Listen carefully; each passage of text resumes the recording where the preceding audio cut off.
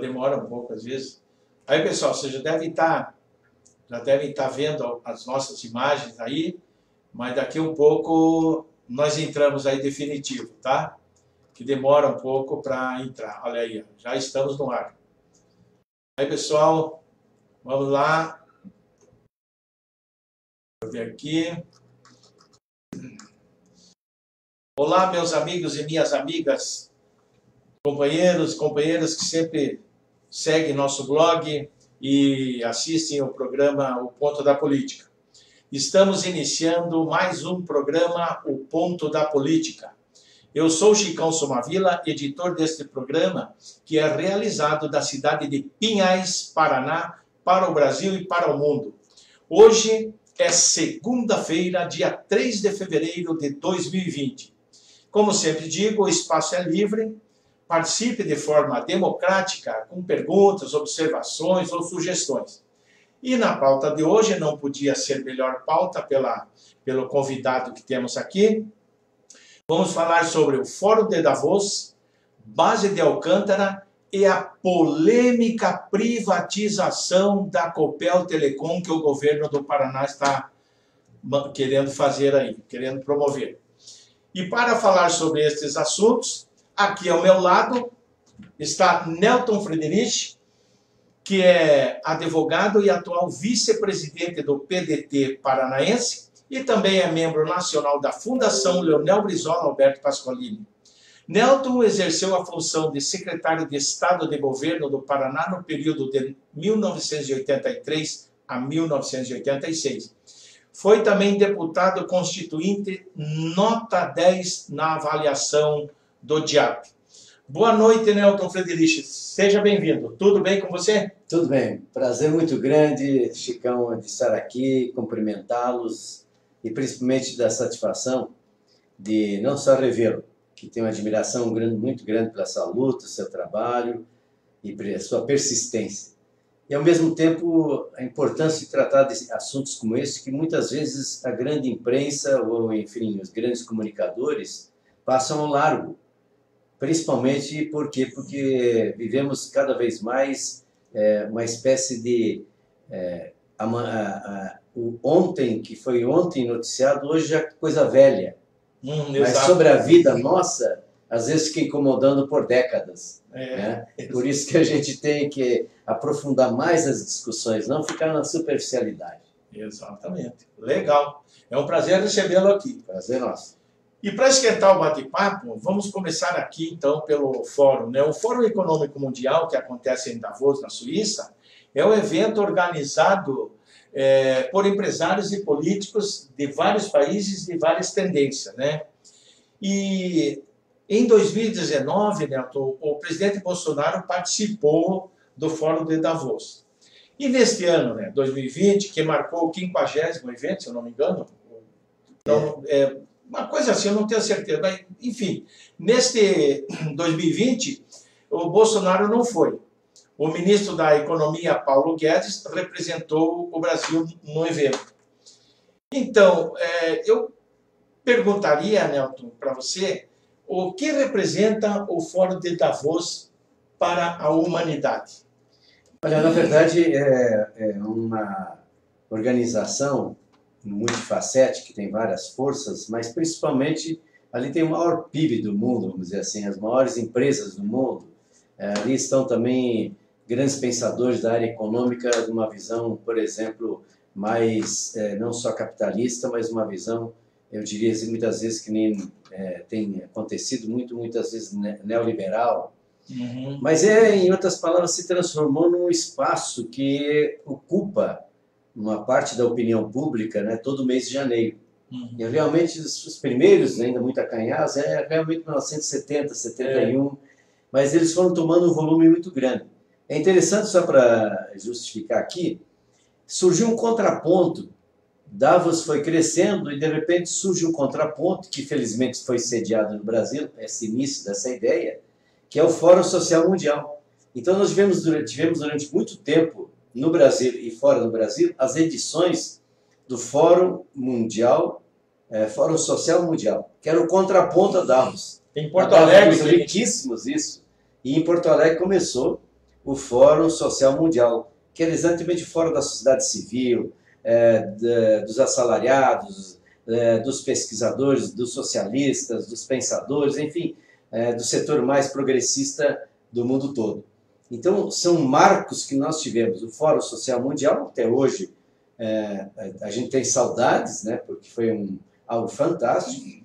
E esse de Davos, que tem, na verdade, essa coisa da grande inteligência, vamos dizer assim, econômica também e tal. Só que, por exemplo, há duas ou três edições anteriores, a primeira questão que, por exemplo, o Fórum tratou foi exatamente, eles sempre trazem essa temática, a questão da economia mundial.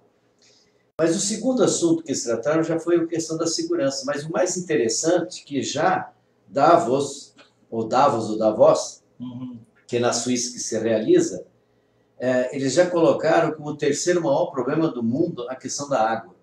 E aí chega em 2019, com o novo governo evidentemente chega em Davos, mas já chega com alguns problemas que já se apresentavam, né? Por exemplo, algumas medidas, embora muito no início ainda.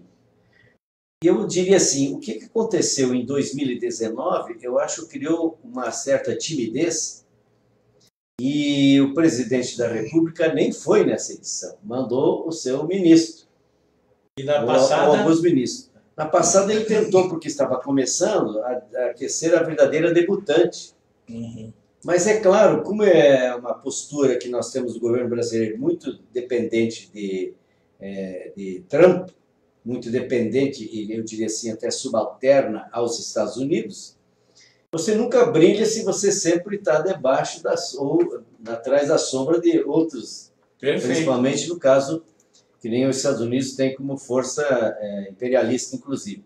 Mas o mais interessante dizer que depois de um ano, eu tenho absoluta convicção que o presidente do Brasil não foi porque ele se sentiria profundamente acuado. Porque, vou dar um exemplo pequeno, uma das pessoas mais festejadas nesse evento foi aquela garota, Greta. Greta Thunberg. Que hoje representa essa questão da juventude, que tem uma expressão que eu até acho muito interessante, quando ela diz: parem, vocês na verdade erraram, vocês fracassaram, olha o que está acontecendo com o planeta. Quer dizer, não tem nem as palavras.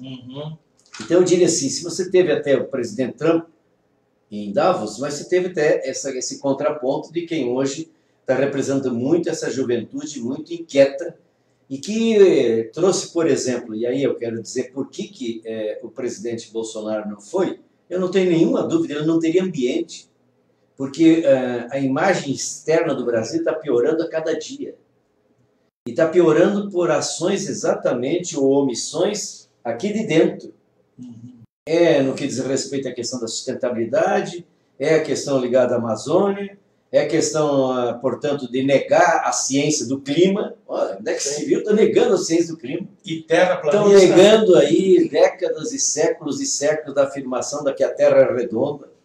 Tem até um ministro que parece que é ministro da Ciência e Tecnologia, né? Que já, portanto, como astronauta, viu de lá que a Terra é redonda. Quem primeiro descreveu isso, e ficou uma fotografia famosa, isso foi quando os americanos e principalmente os russos chegaram e tiraram essa foto, dizendo, mas tem um pontinho azul, tão pequeno, né? E tantas outras coisas, como, por exemplo, essas atitudes, até a certo ponto, em muitos casos, racistas. Enfim, nós estamos vivendo uma fase que, infelizmente, do Ministério de Relações Exteriores ao Presidente da República e várias outras atitudes, passando pelo Ministro do Meio Ambiente, e que estão, na verdade, na marca do pênalti lá fora. E aí, eu queria concluir, este Fórum de Davos trouxe à pauta uma questão que a Inglaterra já colocou, uma questão que a França já colocou, que vários países já colocaram, que é a chamada emergência climática. O que significa dizer, Chicão?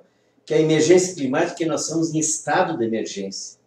É como se você estivesse em estado de emergência pelo aquecimento global, pelas mudanças do clima. Gente, para se ter uma ideia, só na Europa, os efeitos das mudanças do clima, os chamados desastres ambientais naturais, atingiram mais de 400 bilhões de euros. Então não é brincadeira. E aqui no Brasil tem gente negando, dizendo que isso não existe, né? Mas o que é mais interessante, pois, é que esse último evento que foi agora em janeiro, ele na verdade trouxe como pauta principal a questão da sustentabilidade. Confesso que para mim era inimaginável pensar que o fórum dos grandes negocistas, dos grandes interesses, de grandes representantes das grandes economias, mas também de grandes pensadores econômicos, esse mundo também da especulação, mundo neoliberal, nós tivemos uma mudança tão significativa de trazer como um dos temas principais a questão da sustentabilidade. Então Davos não tinha espaço para uma postura arcaica, uma postura que fica negando as evidências e que, na verdade, acaba sendo uma espécie assim de decrescimento da expressão que o brasileiro já tinha ou que o Brasil já tinha no cenário mundial. Ok. Bonita explanação, explicação, né?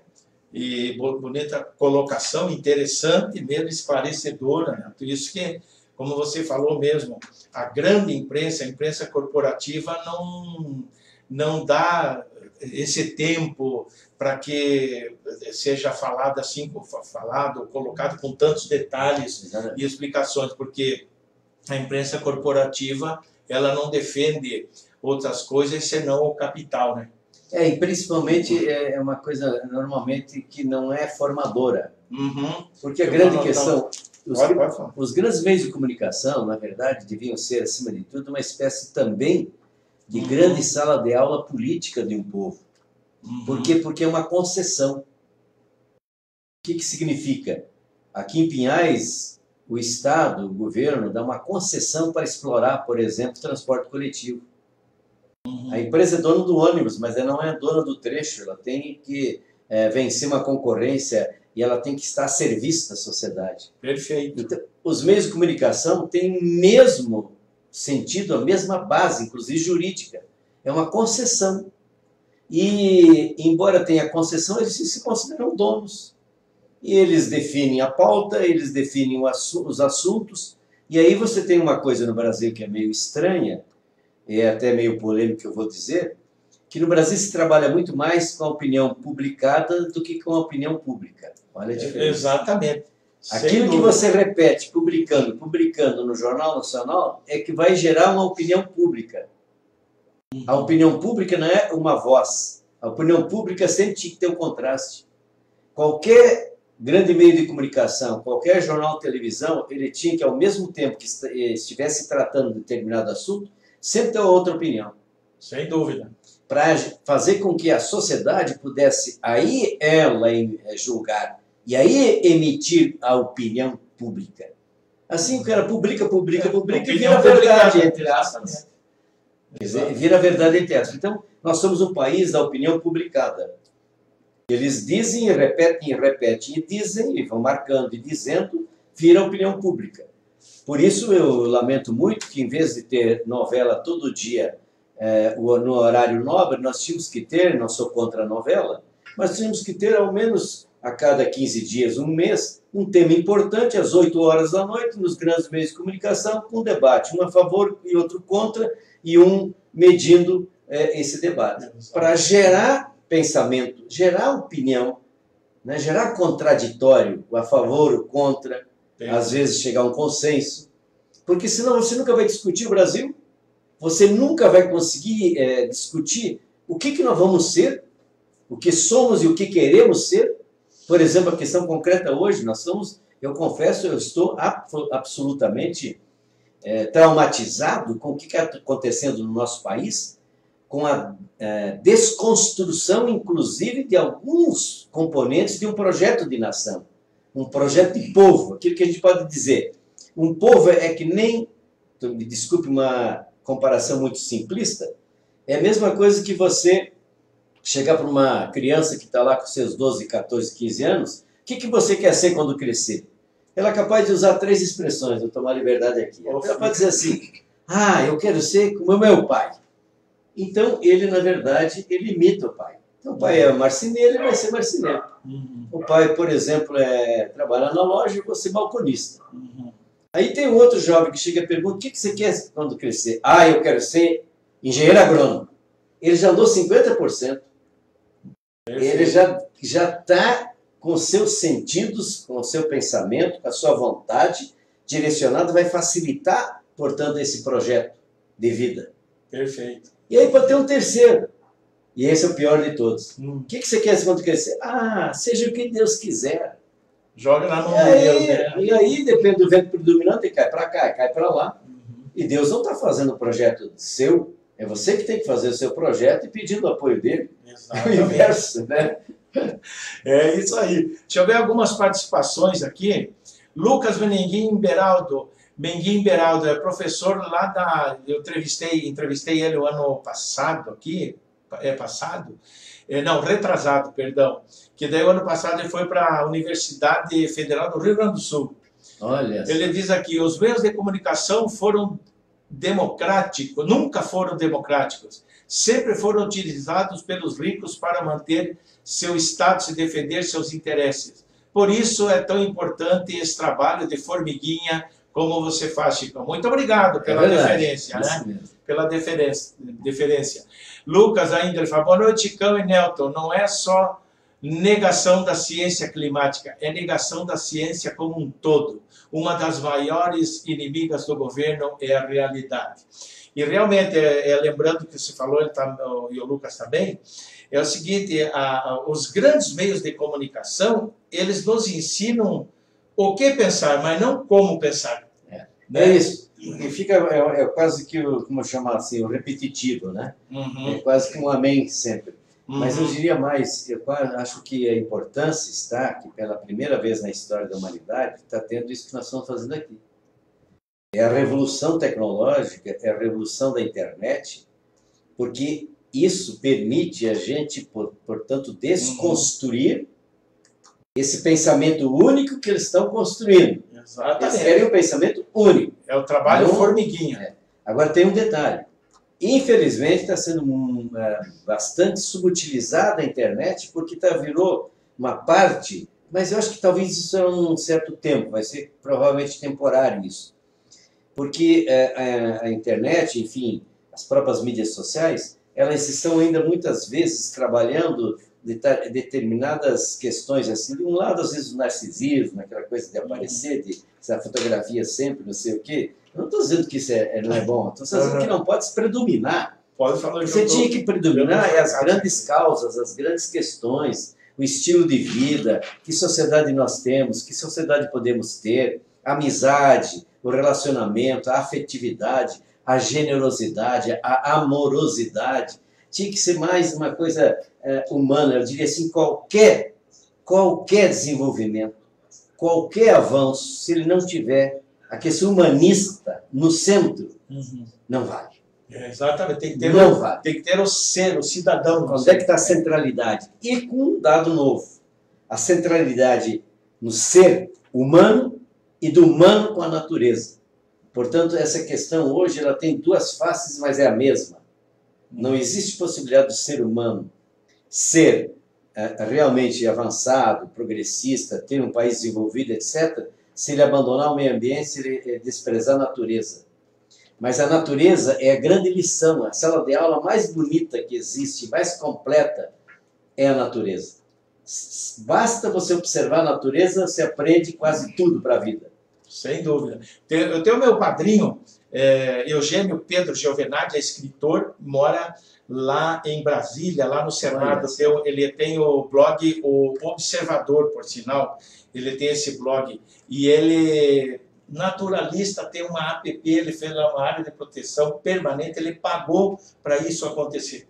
Então, depois eu vou ter que falar em off, aí assim, ou fora, porque aqui no programa não dá para a gente, é muito comprida a história. Mas Maristela Vieira, boa noite, deu uma boa noite para a gente aí. Boa noite, Maristela.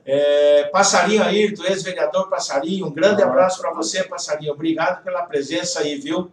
Vocês nos alegram muito com a participação de vocês. E aqui no meu celular está aparecendo, e na tela ali não está, mas está aqui o ex-vereador do PDT, Osmar Nunes Cardoso. Boa noite, Carlos Pavila. Boa noite, seja bem-vindo aí. Compartilhem nossa live para que mais pessoas, enfim, conheçam o nosso trabalho aí e também saibam e conheçam as ideias, as colocações dos nossos convidados, ok? Então, chegamos aí sobre a participação do Brasil do Fórum, foi muito bacana, muito legal. E nós vamos falar agora sobre a entrega, né?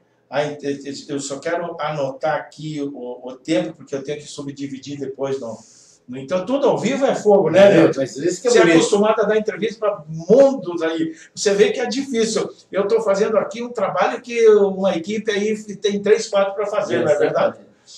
Então, a entrega da base de Alcântara, ela começou aqui, início, só para mim não me perder. Né? Em 2019, Nelton, a Câmara Federal, ela atendendo uma proposta, né, do governo Bolsonaro, aprovou a entrega da base de Alcântara para o ZEUA. Porém, os termos do acordo foram elaborados justamente por quem? Pela parte interessada na base de Alcântara, que foram os ZEUA. Né? O que isso significa para o Brasil e para o ZEUA? Bom, vamos situar bem a questão. O que é a base de Alcântara? Isso. A base de Alcântara é o fenomenal espaço, é um território, enfim, é uma localização que tem no Brasil que é a melhor do mundo, para você, por exemplo, lançar satélites, etc, etc, etc. Então, o que acontece? Naquele eixo, né, do nosso Equador, a linha do Equador, você tem nessa região, lá no norte do Brasil, exatamente um local em que o custo para você lançar um foguete, para você ter, portanto, o lançamento de um satélite até, você gasta 30% a menos. Pouca gente sabe disso. Portanto, no Brasil, o Brasil é uma prodigalidade, eu confesso para vocês que a coisa que mais me deixa indignado é por que o Brasil até hoje não deu certo. Eu confesso que vale a pena, se der tempo nesse programa, nós analisarmos rapidamente por que não deu certo. Mas ele teve um momento que deu certo. E esse momento que deu certo tem que servir para memória. Nós temos que visitar aqueles momentos da história brasileira em que o Brasil deu certo. Mas não está dando certo. E não está dando certo quando você vê coisa como esta. Quer dizer, você tem uma das coisas, um dos bens da natureza, como o Brasil é campeoníssimo em bens da natureza. E, no entanto, você fez agora, e começou por Temer, e ele não teve condições políticas de implementar, mas o entreguismo nosso aumentou muito mais com o Temer, e deu sequência e avolumou-se com o atual presidente. O atual governo é, acima de tudo, entreguista. Tanto é que essa base de Alcântara, portanto, esse local que tem uma base, que você pode trabalhar, por exemplo, como o Brasil vinha trabalhando, há algum tempo com a China, no sentido de lançar foguetes em conjunto, China e Brasil. Mas faltava completar que você tinha que começar a lançar foguetes aqui, para nós também usufruirmos não só da ferramenta de um satélite, como também amanhã depois, inclusive, vender essas tecnologias. Fazer com que, aproveitando, como você dissesse assim, eu tenho a melhor água do Brasil. Ah, caramba, não é qualquer água mineral. Eu tenho que, essa água tem que valer muito. E ela é medicinal, ela é excelente. Né? Não é vir aqui a Coca-Cola e querer fazer como ela sempre faz, vai dominando, explorando a gente. Exatamente. Conclusão, vamos voltar. A base de Alcântara, portanto, tem essa coisa fantástica da localização. Aí nós fizemos esse acordo lá atrás com a China, embora com limitações. E depois a questão, em 2010, foi feita com a Ucrânia. E que aí avançou um pouco mais. Mas por exigência dos Estados Unidos, nessas negociações, havia uma condicionante que não podia transferir tecnologia. O americano tem que compreender bem. O americano não tem amigos, ele tem interesses. Ponto. Eles sempre escreveram e sempre disseram isso. Nos Estados Unidos existe vários livros e várias manifestações com isso bem claro. Estados Unidos não tem amigos, tem interesses. Relacionamento internacional é interesse, é a postura do imperial. Quando você se transforma numa estratégia imperialista, muda muitas coisas. Principalmente se você está direcionado para ser um colonizador, um explorador, um dominador. Então, de verdade, os Estados Unidos fez guerra com todo mundo, a única coisa que não teve guerra dentro deles. Isso aí não vai ter. Só teve a secessão, revolução interna e tal. Agora, o que eu quero concluir é que, portanto, um acordo como este, o que é que está em jogo? Além do que eu acabei de falar sobre essa situação privilegiada de reduzir 30% os custos para você, por exemplo, fazer lançamento de satélite e tudo mais, era preciso a gente ter certeza como brasileiro de que isso devia estar a serviço de todos nós brasileiros, da agricultura, da pecuária, da indústria, da educação, do comércio, de todas as atividades. Por quê? Porque ninguém mais vive sem satélite. O que você está fazendo nesse momento? Pergunta o que é um GPS, como é que funcionam as coisas. Então você tem um espaço extraordinário, um local como esse, e entrega. E eu quero dizer a todos, quem tiver alguma dúvida que eu estou dizendo, vai lá na internet, investiga os conteúdos, os itens do acordo. Vocês vão ver, por exemplo, que o atual presidente, o atual governo, entregou para os Estados Unidos, inclusive, a feitura de crachá para entrar lá. O brasileiro para entrar em Alcântara, vai ter que ter o crachá que os Estados Unidos vai fornecer. Essa era a minha próxima pergunta. Para você continuar mesmo, só então para mim não perder aqui o fio da meada, Nelton, é exatamente isso aqui. Os Estados Unidos eles terão o total domínio sobre a área. Né? E todos os brasileiros, militares ou não, para circular por essa área, eles terão que ter uma autorização expressa de quem? Dos Estados Unidos. Bom, agora vem coisa pior. O que vier de container dos Estados Unidos para a base de Alcântara, o Brasil não tem direito de abrir. Não pode fiscalizar nada. Não pode fiscalizar, é como se fosse território americano. Então, como você sabe como é que é a chamada geopolítica, especialmente a doutrina de Monroe, que quem ainda não visitou isso vale a pena. A doutrina de Monroe é uma doutrina que seus inícios, seus primeiros pontos em 1853 e tal, mas vai avançar muito com o presidente Monroe, que aí leva o nome dele, e que eles praticamente definiram a atuação dos Estados Unidos no mundo, e especialmente também na América Latina, ou na América Caribenha. Eles chegaram a criar, por exemplo, o perigo que significa o ABC. Sabe o que é ABC para eles? Argentina, Brasil e Chile. Por isso você pode ver que o primeiro golpe foi no Brasil, 64, o segundo foi no Chile e depois na Argentina. Aí vieram os outros. Paraguai, aliás, Uruguai. Esses aí encabeçaram. Claro, porque são os mais fortes. E o grande perigo para a doutrina de Monroe, e aí o Henry Kissinger tem um famoso livro de 2000, colocando que é preciso, se for necessário, fazer o que for necessário para evitar a integração desses países. Se for necessário. Evitar... Ele falou que a América é dos americanos. A doutrina de Monroe tem como síntese, parece até bonito, né? América para os americanos. Só faltou colocar um norte. América para os norte-americanos. Só. Mas o que eu queria deixar, voltando só a Alcântara, é que, portanto, quando você faz o que fez com Alcântara, você entrega para eles a chave, você entrega o crachá, você entrega o espaço para ser governado, você tem que pedir licença para entrar, mas o pior de tudo, não tem contrapartida. Por exemplo, se você tivesse lá o parágrafo 5º, o artigo 10º, o item 17b, e dissesse: em 15 anos a tecnologia de exploração de satélite vai ter 50% brasileira. Muito bem. Claro, gerar emprego aqui, aproveitava minério nosso aqui, aproveitava a inteligência que nós já temos e vamos avançar. E o mais grave de tudo, para você trabalhar e compreender o futuro de Alcântara, você estaria na segunda etapa do Brasil dominando a questão do satélite, era lançamento de foguetes. Olha aqui, o que significa? Quando daqui a pouco eles não quiserem mais o convênio, ou por acaso der alguma mudança, eles pegam as coisas deles, vão embora. E você não ficou com tecnologia, mas com uma coisa você vai ficar, com o lixo. O lixo. É que nem Ouro Preto, com a né? sobra. Sacaram todos os nossos ouros, todos os nossos minérios, nós ficamos com o quê? Os buracos, o lixo das explorações, os mercúrios utilizados, e ficamos, de repente, agora até como cidade patrimônio da humanidade, para lá visitar a exploração feita. Acho até bonito.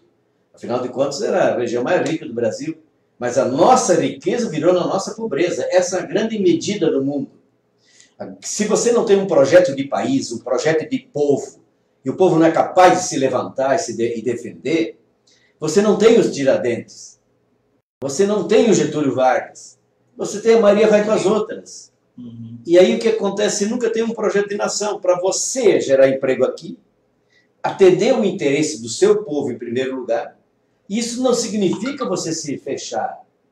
Isso não tem nenhuma posição de um nacionalismo xenófobo, como alguns, doentio, nada disso.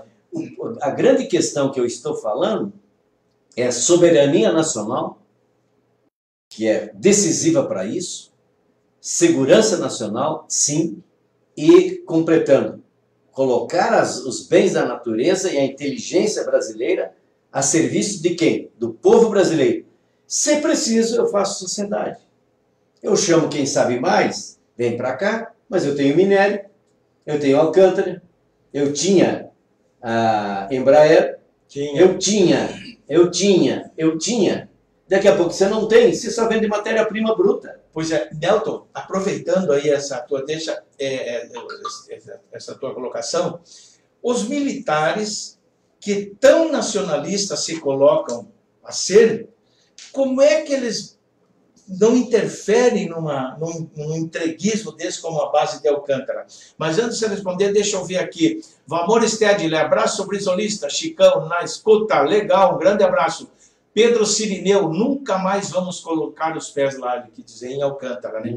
Então, aqui o passarinho, eu falei, boa noite, meu irmão, aquele abraço e tal, legal. E como é que a gente pode analisar isso? E, ao mesmo tempo, eu quero fazer duas perguntas em uma só. Há muitos anos, nós no encontro do PDT, você falou uma coisa sobre a Coreia do Sul. Exatamente isso. Era um outro assunto, é claro, mas exatamente. Os americanos, ou enfim, os outros países, quiseram entrar na Coreia do Sul para explorar, para fabricar produtos, etc, etc. A Coreia do Sul, o que ela falou? Você falou o seguinte, nós queremos, autorizamos, mas queremos aprender a tecnologia. 51% nosso, 49% de vocês e a marca coreana. E hoje quem que é a Coreia do Sul? Eu vou aproveitar isso, porque deixa eu até... O Pedro colocou uma coisa muito boa ali, não é? Nunca mais vamos colocar os pés. O blogueiro Ivan de Colombo, do blog lá, o blog Ivan de Colombo participando aí. Muito obrigado, Ivan, pela participação, ok? Então, por favor. A questão concreta que eu acho que vale a pena a gente sempre ter em mente, e vou aproveitar já que o STED também está no ar, é lembrar muito aquele ensinamento do grande pensador, uma das maiores figuras da história recente do Brasil, que é o Darcy Ribeiro. Ele dizia para a gente, eu tive a felicidade, como presidia a Fundação Alberto Pasqualini, dele ser conselheiro. E com isso me possibilitou ter algum tempo de convivência. Então era um aprendizado, só conviver com ele já respirava saber, ciência, conhecimento, alegria, e brasilidade. Persistência. Aquele brasileiro, sabe, que, como o Brizola, ele transferia para você energia para você pensar num Brasil autossustentado, dono do seu nariz. Pois bem, o que ele dizia? É um engano imaginar que existe um banquete em que são convidados todos os países, todas as nações. Esse banquete do desenvolvimento, da prosperidade, do progresso, é muito restrito. Existe uma briga de cotovelaço, ele dizia, para ter espaço na janta dos países desenvolvidos. É no cotovelo, no cotovelo. Não é coisa, vem cá, queridinho. Então, vamos lá. Pegando o exemplo de Alcântara. Quer dizer, se você tivesse feito um acordo com os Estados Unidos, olha como eu estou fazendo aqui uma observação absolutamente não radical, porque eu posso ser radical na profundidade, no sentido de as raízes do problema. Isso é uma coisa. Agora, por exemplo, se ele tivesse feito um documento, vamos fazer um acordo com os Estados Unidos, eles vão transferir em 20 anos tecnologia de satélite, tecnologia de foguete, porque nós temos o melhor lugar do mundo. Vamos utilizar para alguns equipamentos feitos aqui dentro do Brasil, portanto, componente nacional. Emprego aqui. Emprego aqui. E daqui a pouco nós estamos tendo aqui em Pinhais, quem sabe, uma fábrica de alguns equipamentos dessa cadeia de equipamentos que, de repente, nós estaríamos exportando. Inclusive até para os Estados Unidos, por que não? Exato. Era isso que estava acontecendo com a Embraer. A Embraer mas agora não é mais nossa, mas era o maior centro de altíssima tecnologia do Brasil. Porque lá tinha, somando a parte direta e indireta, 16 mil pessoas que se envolviam com a Embraer, desculpe. E tinha mais de 4 mil engenheiros. Nós estamos falando de grande inteligência, porque a ponta mais avançada, fazer avião, não é pegar apenas um ferro com outro ou um alumínio. Você está falando... Tecnologia. Até hoje, 99% praticamente do avião está nessa extraordinária inteligência, né, do software, de alguns minerais que nós temos até fornecendo 70% do Brasil. Mas eu quero trazer mais para esse assunto que foi colocado. Então, o que é que a gente precisava ter muito em mente? É que quando você tem bens como a natureza nos deu, 13% da água doce superficial do planeta, maior parte de muitos dos minérios estão no Brasil, tem um solo que produz o que você quiser, tem sol o ano inteiro. Aí eu vou dar um exemplo do que é a dependência, o que é ser subserviente. O Brasil agora está chegando a 1% da geração de energia no Brasil vem do sol. Olha, um país independente, firme, que tem política pública, que sabe onde quer chegar. A Alemanha vai chegar em 2025 a 25% da sua energia do sol, eles tendo 6 meses de neve. A insolação que tem no Paraná é 10 vezes melhor que a da Alemanha. E eles vão estar com 25% da energia vindo do sol. Nós agora estamos chegando a 1%. Agora, o pior é que todo equipamento ou vem da China, ou vem da Alemanha, ou vem dos Estados Unidos, ou algum outro fornecedor. Será que nós não temos a inteligência no Paraná e no Brasil para fazer muitos dos equipamentos de energia solar? Será que não tinha que ter política pública aqui em Pinhais, a Prefeitura de Pinhais, aqui no governo do estado, isenta de impostos durante 10 anos para nós ter energia solar, para libertar, por exemplo, esse que vai construir uma casinha ali naquele novo conjunto, Minha Casa Minha Vida, o nome que vem a dar, mas ele ter energia solar, porque ele vai gastar no mínimo 300 reais ou 200 reais a menos por mês, vai ter mais comida na mesa, quem sabe vai assistir um joguinho de futebol, vai levar a família para um momento de lazer. Não, ele tem todo mês porque ele tem que pagar a luz. Agora, será que não é possível que isso podia... E energia gastando do país. Exatamente. Aí você tinha que estar com os táxis agora, ao invés de ficar só discutindo Uber, etc., os táxis tinham que ser os primeiros a serem já elétricos. Para, inclusive, se eu tenho aqui na casa do Chicão um carro, né, hoje já funciona em alguns lugares, o carro está na garagem, a bateria, que é o motor, no carro elétrico, o motor é a bateria, portanto é a nova inteligência, não é aquele motor, é a bateria. Eu posso ter uma bateria carregada, na hora que eu carreguei a bateria, eu posso vender a energia porque eu coloco na linha e ela volta, e eu venho descontado na minha conta, eu me acredito. Perfeito. É isso que vem no mundo. Eu venho, por exemplo, com esse questionamento que eu estou trazendo, para a gente pensar bem Quanto é que é significativo ter um projeto de país? A Alcântara não podia ser vendida. A Embraer não podia ser vendida. Agora estão querendo vender. Gente, nós temos a maior estrutura do mundo de distribuição de energia chamada em Eletrobras. Sabe por quê, Chicão? Se você pega o mapa da Europa e coloca sobre o mapa do Brasil, aonde você tem as linhas de transmissão de energia da nossa Eletrobras, dá para sair de Lisboa a ir a Moscou. Você pega de Lisboa, vai a Moscou, se você transferir isso, nesse simbolismo que eu estou dizendo aqui, sobre o mapa do Brasil, só com linhas de transmissões. São milhares e milhares e milhares de quilômetros de linha, e você está vendendo a empresa brasileira de energia que tem milhares e milhares e milhares de quilômetros de rede. Para o particular, a empresa estatal chinesa, a empresa estatal espanhola. Então. Falta nacionalismo, mas nacionalismo de independência. Não essa coisa bestial que tem alguns caras, não é porque esse não é o nacionalismo que eu estou falando, é a profundidade de você definir, em primeiro lugar, os interesses nacionais, sem ser xenófobo, sem agredir, ao contrário. Por isso, a melhor política diplomática que nós temos que ter no Brasil é de cooperação, não é de competição propriamente dita, não é de exploração, não é de dominação.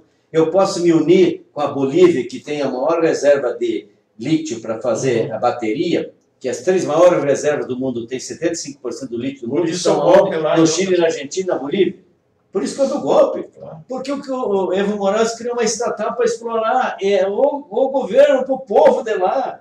Ora, se eu tenho um minério importantíssimo para o mundo, como é que eu abro mão para uma multinacional vir aqui deixar o buraco daqui a 10, 15, 20, 30 anos?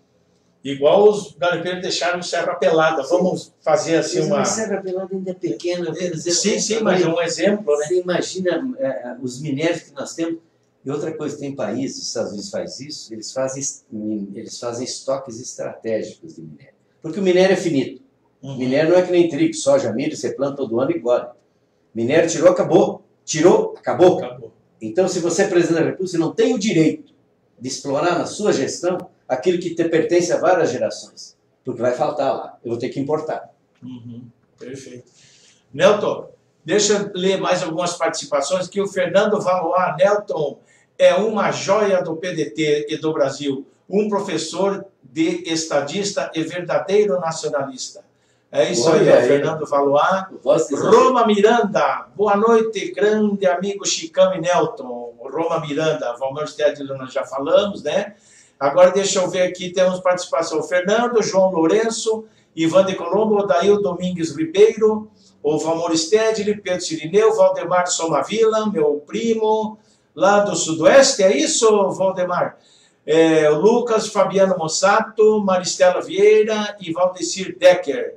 Né, os 12 comentários que estão tendo aí. Enfim, vamos partir, vamos para frente aí, que atrás vem gente. Aqui, então, esse aqui terminou em 29, 20 e 13. Final. Por depois eu tenho que anotar aqui. Aí, pessoal, vamos lá. Nelton, o deputado André Figueiredo, do PDT Ceará, ele propôs uma emenda que eliminava essas restrições sobre construção e lançamento de satélites, né, pelo Brasil, mas foi derrotada na Câmara no ano passado por 320 votos a 103. 320 contrários, 123, e o restante não votou, pulou fora, sei lá o que aconteceu, né? Então, você já discorreu sobre isso. Para o Brasil, quais as consequências dessa derrota? É isso que você acabou de... Porque, já aproveitar porque eu fiquei devendo, só relembrar um pouco isso. Na década de 50, o Brasil chegou a ter uma economia... Desculpe também, José Hilton Gomes e Salete Heleno também estão nos acompanhando, viu? Um abraço. Na década de 50, você que é muito jovem, não tem condições de, portanto, a não ser que faça uma pesquisa mais profunda, porque nem os livros de história nas nossas escolas tratam disso. Às vezes tem universidade que nem quer tratar disso também. Mas na década de 50, o Brasil chegou a ter uma economia 10 vezes maior que a chinesa. O Brasil chegou a ter. Na década de 50, uma economia 10 vezes maior que a chinesa. Por quê? Porque o Brasil teve uma decisão forte de sair do café com leite com a Revolução de 30 e foi para a industrialização. Mas para a industrialização você tem que ferramenta. Tudo você precisa ter ferramenta. Uma das principais ferramentas chama-se empresa estatal. Desde que ela esteja a serviço do povo, porque tem estatal que não está a serviço do povo. Tem estatal, inclusive no Paraná, que está olhando muito mais o ganho do acionista e a distribuição de lucros e dividendos ao final do ano do que o bem da sociedade. Tem que dar um banho de paranismo nelas. A propósito, de não ter cortando, desculpe, já nós vamos entrar aí também na privatização da Copel Telecom. Que é uma tragédia. Mas eu queria com isso dizer o seguinte, quer dizer, o que acontece? Para isso foi criando, na verdade, uma verdadeira estrutura. Políticas públicas, o Estado a serviço da sociedade e ferramentas a serviço do povo brasileiro. Dá um exemplo concreto. Nesse mesmo período que eu estou falando, o Brasil não era industrializado, importava tudo. Aliás, o Brasil sempre foi dominado por isso. Deixa eu perguntar uma coisa para você, telespectador. Pergunta para o seu pai, se você é mais jovem, ou até uma pessoa que tem mais idade, todos nós conhecem o nome de telha francesa. Né? Sabe por que é a telha francesa? Por quê? Porque a elite brasileira importava a telha da França. Então, na época da colônia, a telha francesa. Aqui no Brasil, com calor de 40 graus, usava aquela roupa francesa. Até hoje tem gente trazendo aqueles vidros fumês caríssimos num país que tem sol. Quer dizer, quando você está é inverno, ninguém aguenta o frio, e no verão ninguém aguenta o calor, sempre tem que ter ar-condicionado, sempre tem que ter luz elétrica. Por quê? Caramba, com a luz natural que nós temos, trazer aqueles enormes prédios, cópia. Sabe o que é? Tudo que se copia. O cara copia e não cria. Conclusão da história, voltando, senão eu vou perder. Então, o que aconteceu com o Brasil? De repente, se criaram várias políticas. Então, 2 exemplos para a gente não esquecer. Às vezes até sou repetitivo, mas no outro programa que eu não falei. Que em 1939, o Getúlio Vargas, presidente do Brasil, com uma visão muito nacionalista, mas ao mesmo tempo desenvolvimentista, compreendeu que o mundo estava cada vez mais dividido, quase que loteado, por indústria de automóveis. Elas estavam, na verdade, começando a dominar. O petróleo já estava presente, forte. E aí o que ele disse? Poxa, por que nós não temos uma fábrica nacional de carro? E foi atrás. Demorou 41, 42, 43, começa a funcionar a Fábrica Nacional de Motores. Por quê? Porque o motor era a única inteligência, e até pouco tempo atrás, qual é a inteligência do avião? Qual é a inteligência do navio? Qual é a inteligência do caminhão, do nosso automóvel? É a porta? É a roda? Isso é equipamento. Agora, a inteligência está no motor. Ali está a inteligência. E aí poucos dominam. O que fez o Getúlio? Não aceitou que viesse aqui simplesmente querer tomar conta da coisa. Procurou e achou, por exemplo, uma empresa estatal chamada, que é da Itália, Alfa Romeo, e a Alfa Romeo topou fazer um convênio, não como esse nem de vender a Embraer e muito menos de Alcântara. Fez um convênio e a Alfa Romeo topou transferir e fazer junto o motor brasileiro. Por isso que surge o caminhão Fenemê. Imediatamente já estava sendo feito isso. Imediatamente já estava sendo feito o motor para pequenos aviões aeronáuticos que voavam. Já estavam sendo feitos pequenos motores para navios, para a indústria já os motores.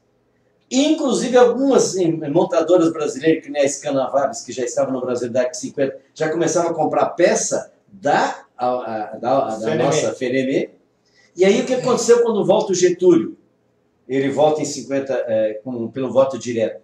Ele joga pesado na Fenemê e começa a se produzir o primeiro trator brasileiro e o primeiro automóvel de passeio.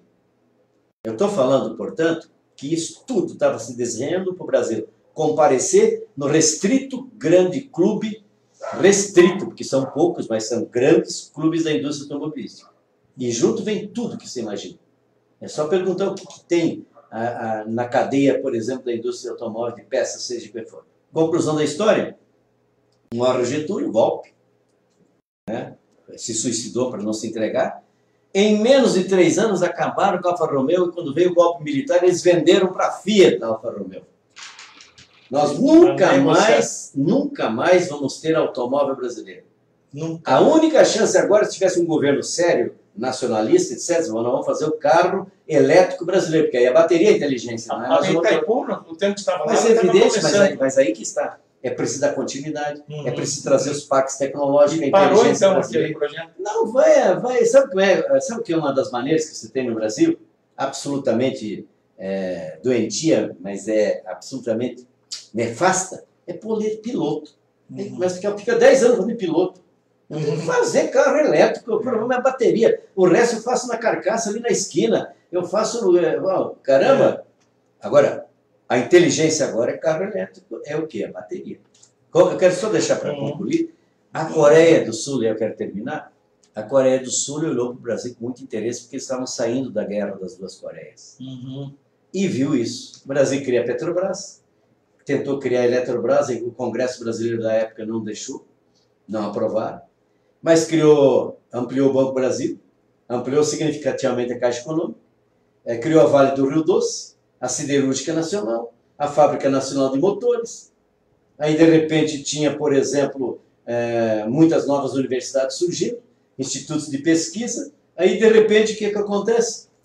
Olha como são as coisas. Vem um outro governo e traz a montadora só monta. Ela precisa metalúrgico, não engenheiro. Precisa mão de obra braçal. E aí, a conclusão da história, a Coreia fez diferente. Agora, eu concluo dizendo o seguinte, eles decidiram na Coreia, que queriam ser uma potência mundial, em eletroeletrônico, em saúde e em indústria automobilística. Aí a Ford se instalou lá, porque os Estados Unidos ajudou a Coreia a ganhar, a Coreia do Sul, porque eles dividiram na guerra, ficou a Coreia do Norte e a Coreia do Sul. A Coreia do Sul, e a Ford chegou lá, quero instalar aqui, porque nós, né? Bem-vindo. 51% nosso, 49% vocês, do carro coreano. Meu carro é Kia hoje. Primeiro carro que deu 5 anos de garantia é o coreano. Televisão. Eles foram pegar uma televisão lá dos japoneses, que na época estavam mandando nas televisões. Desmontava, montava. Aí Chicão não entendia bem aqui, o Nelton não entendia bem aqui. Trazia um cara que entendia daquilo, pagava uma nota e desmontava, montava. De repente dominaram o quê? Samsung. Antes era Volkstar. Antes era GL. Aliás, tem GL. O que eles fizeram? Outra coisa, agora quando deu corrupção lá na Coreia.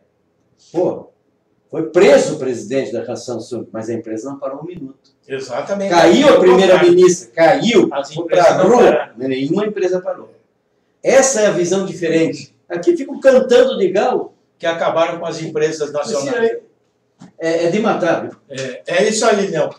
Deixa eu ver mais algumas participações aqui. Paula Renata Silva, muito obrigado pela participação aí. Professor Adalberto Fávero também está assistindo. Muito obrigado aí pela presença de vocês. Nelton, em rápidas palavras, para daí nós entrarmos aí na Copel Telecom. Afinal, qual o futuro do desenvolvimento espacial brasileiro? Se nós não estancarmos o entreguismo, a subserviência, eu acho que nós vamos ser neocolônia. Esse é o novo tipo de colonialismo que eu chamo. Chama-se neocolonialismo. É um novo tipo de colonização. E esse novo tipo de colonização, em grande parte, se dá hoje na inteligência artificial, na questão tecnológica, no caminho para a indústria 4.0. Eu diria assim, na grande revolução que a humanidade está vivendo, que é uma revolução mais tecnológica. Eu quero dizer, portanto, que o nosso maior problema que nós temos para o desenvolvimento espacial brasileiro está em retomar um projeto de povo, de nação, de país. Se não retomar, você vai se transformar num país servil e vai continuar sendo um fornecedor de mão de obra barata e cada vez mais do emprego precarizado, que é o que mais está acontecendo. E o pior de tudo, você, na verdade, exporta produtos brutos e não processados. Quando eu exporto, por exemplo, um minério que é utilizado, inclusive para energia nuclear e todos os seus outros fins, eu exporto a uma ninharia tonelada. Quando eu importo, tem 3.000% sobre, porque processou. Esse é o segredo. É isso aí, Nelton. Nós vamos entrar aqui para falar agora, né, o último bloco, sobre a Copel Telecom, a privatização, né? Então, mas antes eu quero colocar aqui, eu tive o trabalho, como diz aqui, deixa eu ver onde é que está esse meu, saiu dali, né? Vamos ver aqui, ó. Nelton, da Copel Telecom, eu fui pesquisar, enfim, para preparar para essa entrevista, já que nós vamos falar aqui sobre a privatização da Copel Telecom. Olha só o que o então presidente da época da Copel Telecom lançou uma mensagem. Ó, mensagem do diretor-presidente, vocês estão acompanhando aí, né, pessoal? O ano de 2015 para a Copel Telecom comprovou a importância que o consumidor vem conferindo à tecnologia. A internet passou a ser considerada item de necessidade básica dentro dos lares e em negócios de todos os portes. O que reafirma a necessidade de estarmos preparados para o futuro. A Copel Telecom teve um salto importante no seu faturamento nos últimos anos. De 2014 para 2015, o crescimento da empresa foi de 30,8%, cerca de 81 milhões e 300 mil reais, é isso. Valor expressivo comparado ao crescimento de 14,7% de cerca de 33,7 milhões, conquistados em 2013 para 2014.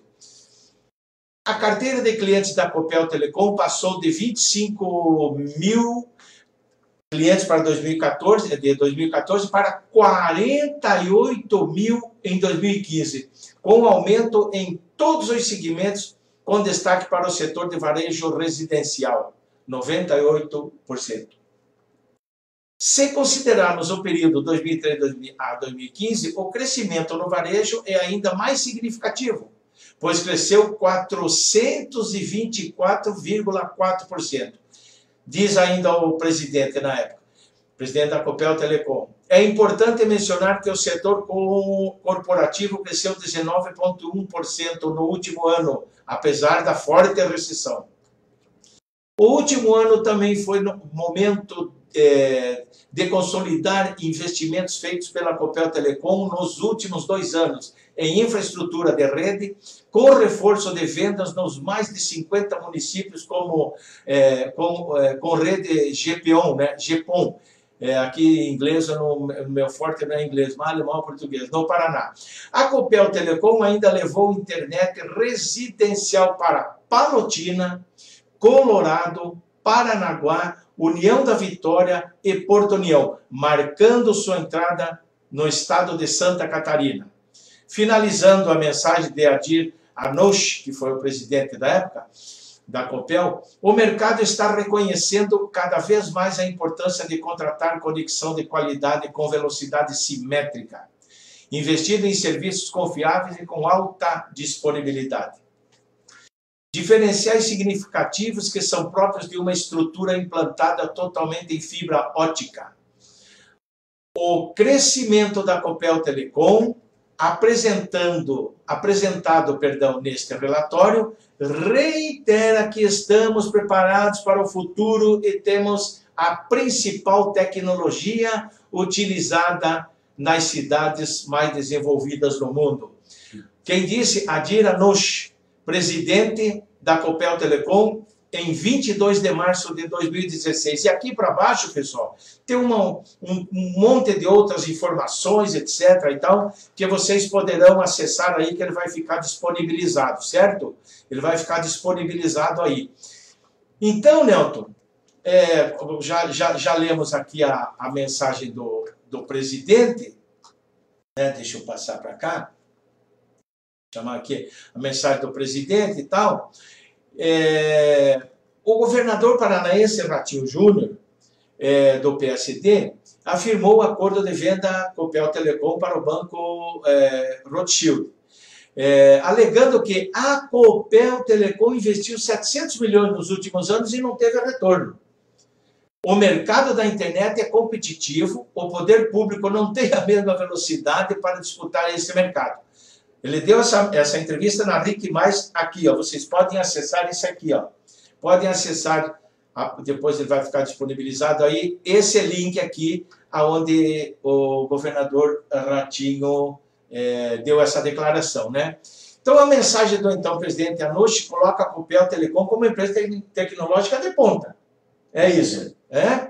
E o que você teria a dizer sobre esta mensagem do presidente? Bom, eu falarei ao final, porque sou um dos autores da ação que está em juízo para tentar impedir essa loucura. Porque eu considero uma loucura. Aliás, enquanto você estava lendo, e quero cumprimentar pela pesquisa feita, eu entrei no site da Copel Telecom e aqui está o atestado que talvez o governador precisa ver de novo. A melhor banda larga do Brasil é nossa e pode ser sua, Copel Telecom. Perfeito. Quer dizer, vou notar bem aqui, essa aqui, ó. Isso é só entrar no site da Copel Telecom. Entrar no site da Copel, né? Legal. Tem isso tudo. O que eu quero dizer para vocês, rapidamente, é que nós estamos, nesse caso, diante de uma questão tão preocupante, porque só um detalhe anterior. A inovação, a revolução tecnológica é, na verdade, a grande questão do século XXI. Ponto. E digo mais, assim como a energia foi, principalmente no caso brasileiro, na década de 50, que deu a grande alavancagem, a Copel surge exatamente em 1954, pelo Fundo de Energia do Getúlio Vargas. Por quê? Porque nós vivíamos aqui no apagão. Ninguém sabe disso dos jovens, e os de mais idade muitos não lembram mais. Mas o que tinha no Paraná era uma multinacional. A multinacional que aqui explorava e, portanto, vendia energia para os curitibanos era a Força e Luz do Paraná, que era multinacional. Era a Força e Luz. Então ela teve que ser, eu diria assim, absorvida, isso tudo acabou a Copel assumindo e deu no que deu. Uma das melhores empresas da América Latina chama-se Copel. E eu estou falando de geração, transmissão e distribuição. E Copel Telecom, que vem mais recentemente. Então, se eu estou falando de 1950, eu dou um pulo para 2020, talvez tão importante quanto a energia naquela época, passa a ser agora a questão tecnológica. Então, você tem uma Copel que precisa de tecnologia em tudo. Em vez de comprar serviços de outros e gastando uma nota dos paranaenses, ela tem uma companhia que pode fazer grande parte dos serviços de informática, de tecnologia, de inovação dentro da empresa. Aí você vende isso, vai fazer o quê? Vai fazer o quê? Vai comprar de terceiro, em grande parte dolarizado. Porque são empresas muitas vezes de dominação estrangeira. Mas o mais grave de tudo isso, que nesse contexto todo, só para ter uma ideia, entre os países campeões em inovação, o Brasil está em 64º lugar. Olha só.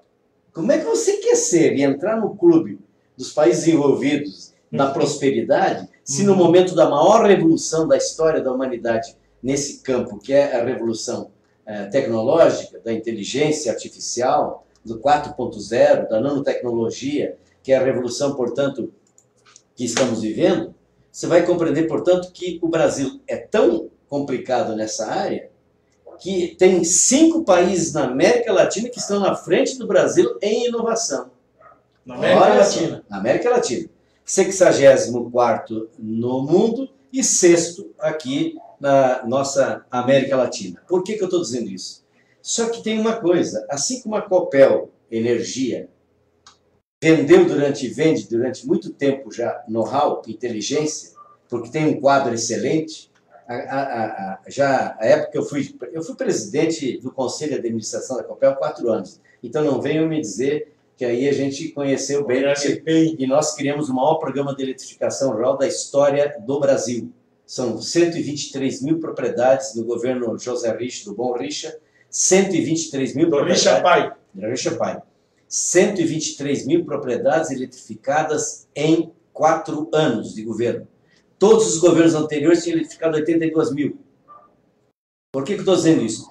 Porque a energia era coisa indispensável para o cara lá na agricultura familiar, lá no grande produtor. Aquele produtor de leite tem um resfriador, tem uma geladeira, tem que tocar máquina, o debulhador de milho, tudo isso Eu estou falando daquela época. Agora é outra época. Agora é a revolução da inteligência. Aí vem um governo e quer privatizar alegando que não dá lucro.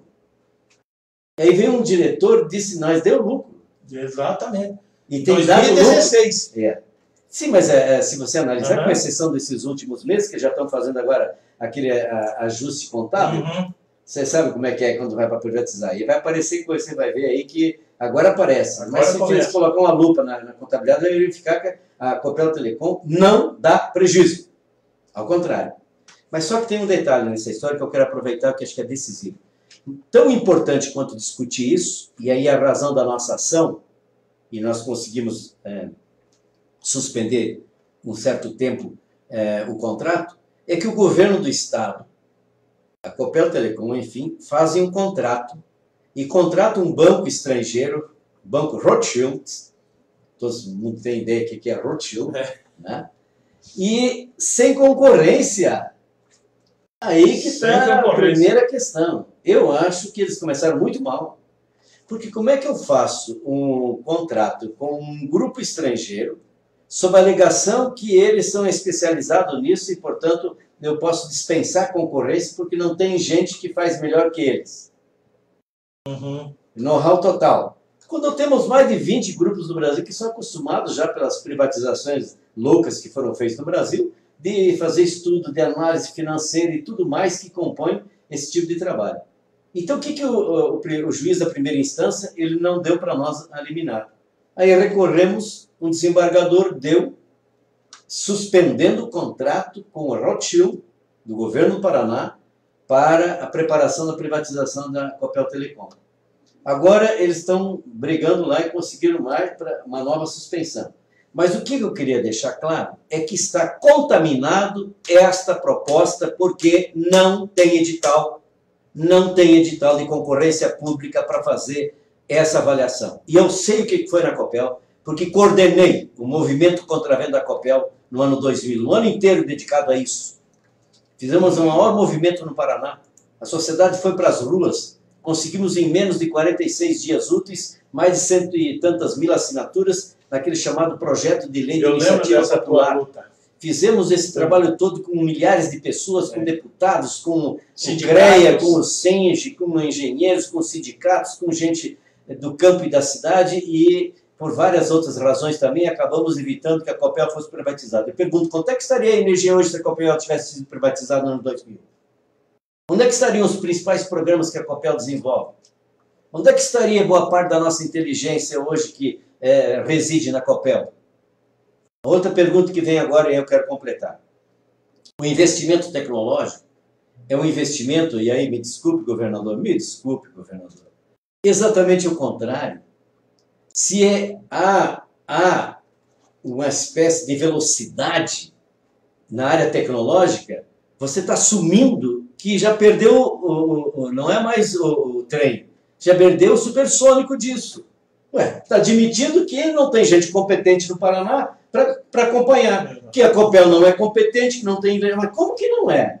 Se das melhores universidades que nós temos no Brasil, as estaduais paranaenses estão entre as melhores.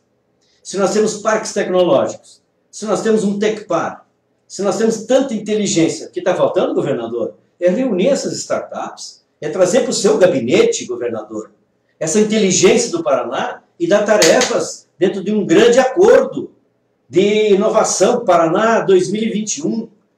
Não esse tipo de entrega e daí vai contratar dos outros para fazer. Outra coisa, a tecnologia nessa área ela é estratégica porque ela tem o fluxo de dados. Eles entram nas entranhas do governo, nas contas, nos detalhes. Você, afinal de contas, tem uma coisa chamada tem que ter um monitoramento de dados, informações. Nós estamos falando de uma das coisas mais sérias que tem. Por outro lado, o Estado também gasta milhões e milhões e milhões, governador, com o quê? Com TI.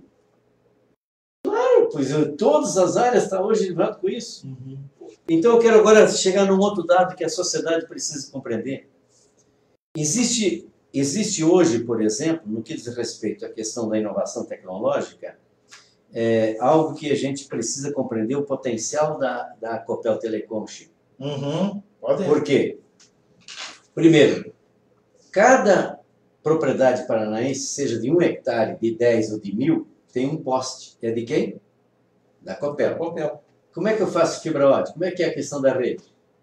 É ela que vai desenvolver. Já está lá. Já está. Eu posso ser o primeiro, eu posso ser o primeiro estado brasileiro, um dos primeiros da América Latina e quem sabe de alguns países do mundo, a ter cada propriedade rural com internet de qualidade. Um detalhe, só mais um detalhe. Com isso eu estou fazendo com que o jovem, não tem um jovem, né, na face da terra que não sonha com internet. Sem dúvida. Aí ele tem em casa, não precisa ir para a cidade. Inclusive para estudar. Para estudar, porque você pode conectar, e aí que entra o papel do governo do Estado, entra o papel público, de política pública, não é não vender a Copel Telecom. É a Copel Telecom está inserida numa grande articulação da inteligência paranaense, brasileira e até de fora, em, de repente, joint ventures e outras formas associativas e cooperativas, a serviço do Paraná século XXI. Eu tenho que fazer, ao contrário, uma grande articulação, uma sinergia. Por exemplo, com as universidades que falei, com tantos outros campos. E aí, aonde? Então eu pergunto para vocês, como é que eu tenho em cada delegacia hoje já internet? Mas como é que eu posso ter essa internet também em cada hospital, inclusive para cirurgias que vão ser cada vez mais também pela internet? É a distância. Como é que eu vou ter, por exemplo, em cada escola estadual, em cada escola municipal, a internet? Mas eu tenho que ter junto, eu tenho que ter uma plataforma para poder levar conteúdos, para exigir que também a contrapartida seja os cursos de aperfeiçoamento, que seja aprendizado. E agora eu quero concluir, porque tem muitas outras coisas que não vai ser possível a gente esgotar hoje. É compreender, por exemplo, a chamada indústria e a agropecuária 4.0. Ah, mas eu só ouvi falar até hoje em indústria 4.0, não. A agropecuária, a agricultura e a pecuária estão entrando. Vou dar um exemplo para vocês. Os Estados Unidos não brincam em serviço. Eles chegam hoje ao ponto de ter, por exemplo, em alguns setores, 7.340 quilos por hectare de produtividade. A média nos outros países é 3.851 quilos. Por quê? Porque, entre outras coisas, eles desenvolveram e desenvolvem um trabalho extraordinário na rede de telecomunicações do meio rural, chamado Smart Farming. Smart Farming. É como se fossem as fazendas inteligentes. Né? Por quê? Porque eu tenho hoje condições, vou dar alguns exemplos.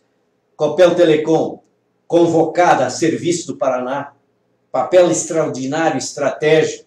Coroná, por exemplo, dentro dessa postura sinérgica, com parques tecnológicos, associação de inovação, com Tecpar, com Embrapa, com Emater, com centros de pesquisa, eu posso fazer o quê? Por exemplo, integrar os dados sobre a questão de produção e produtividade. Eu posso fazer com que você tenha, portanto, em tempo real, um pequeno produtor lá do interior de Missal, ou lá no interior do noroeste de uma cidade, de um vilarejo, ele tem informações que ele não tem outra forma de ter, a não ser pela internet e por isso. Mas você chega para ele e cobra também disso. Tem um dever de casa. Mas com isso eu posso fazer um trabalho extraordinário, por exemplo, como é que eu associo isso com o chamado Estado Big Data, os grandes dados, assim, como é que circula isso? Mas eu posso compreender, por exemplo, a questão dos drones especiais. Também. Onde é que eu estou chegando? Caramba, isso vai fazer com quem? Vai fazer com a ferraria da esquina? Ó, Nelton, eu diria o seguinte, ó, esse é o Paraná e o Brasil que realmente nós queremos. Com certeza, claro, porque você pega autonomia, é isso. E você consorcia, por exemplo, a questão do Smart Farming com, por exemplo, o Smart Grid.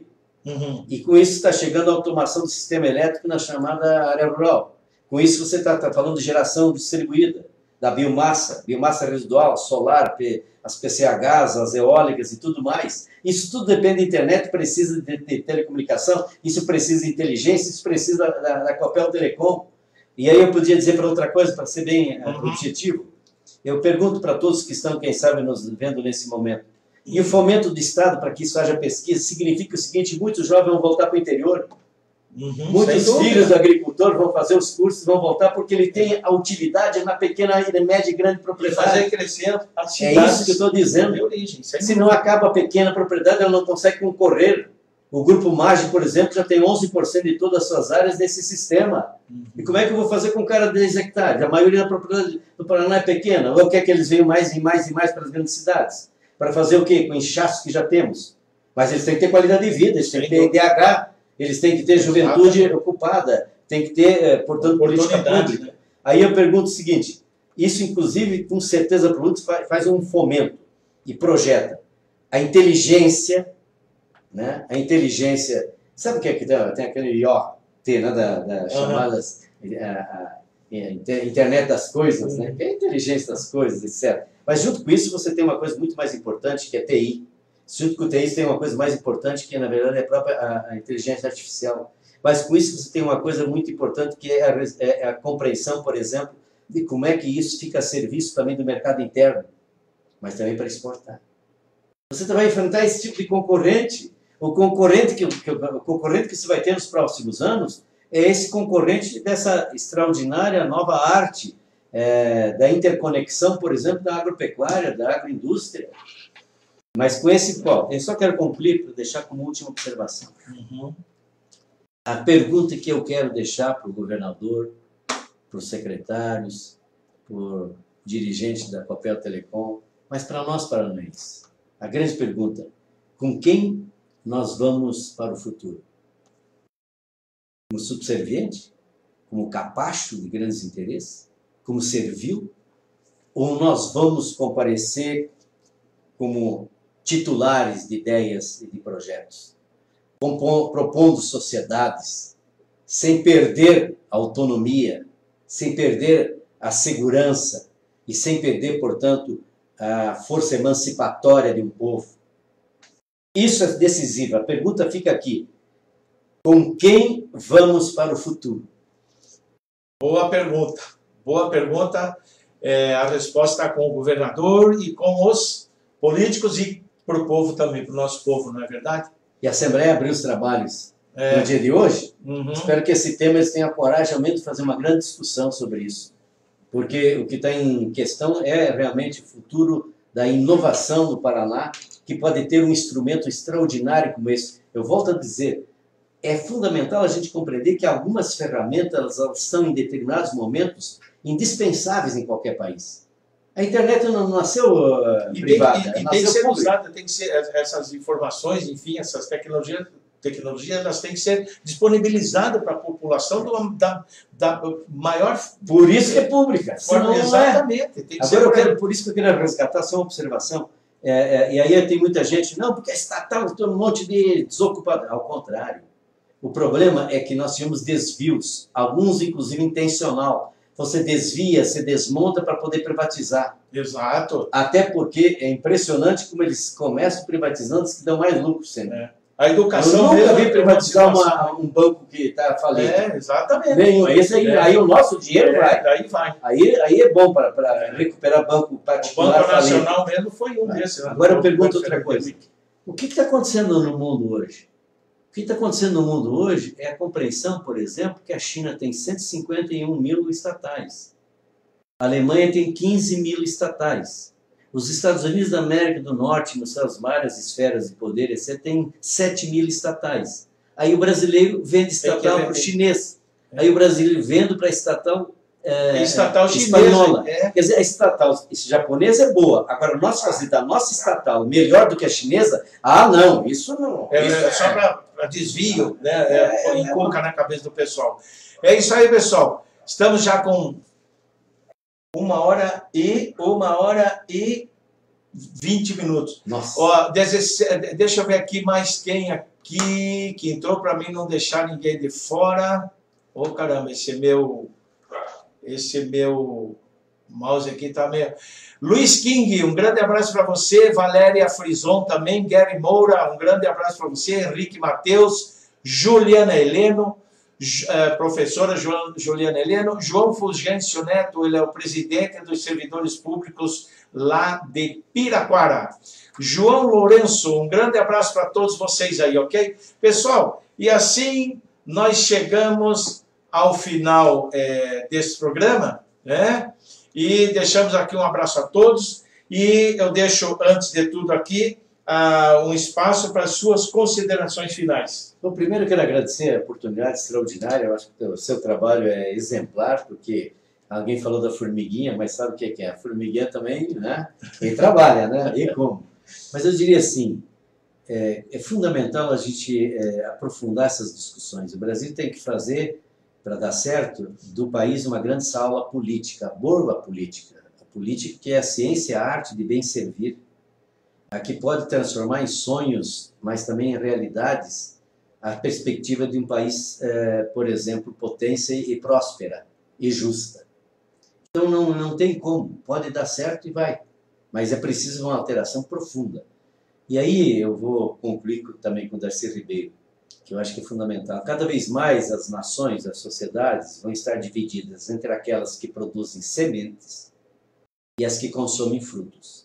As que consomem frutos sempre vão comer na mão dos outros. As que produzem sementes sempre vão ter frutos. Sem dúvida. Tecnologia, talvez a semente das sementes nesse momento. Mas ela tem que estar a serviço primeiro do ser humano. A primeira ela tem que estar a serviço da democratização, da cooperação, da solidariedade, da generosidade que a inteligência humana pode criar. E aí nós brasileiros podemos, ao contrário, em vez de ser um país subserviente, né, subjugado, neocolonizado, ser realmente uma potência mais próspera e solidária. Legal, muito bacana, agradeço muito a tua presença aqui. Deixa um abraço para Luiz e Gomes também, e mais duas pessoas, deixa eu ver aqui quem está por aqui, os Manunes eu já falei. Um grande abraço a todos, pessoal.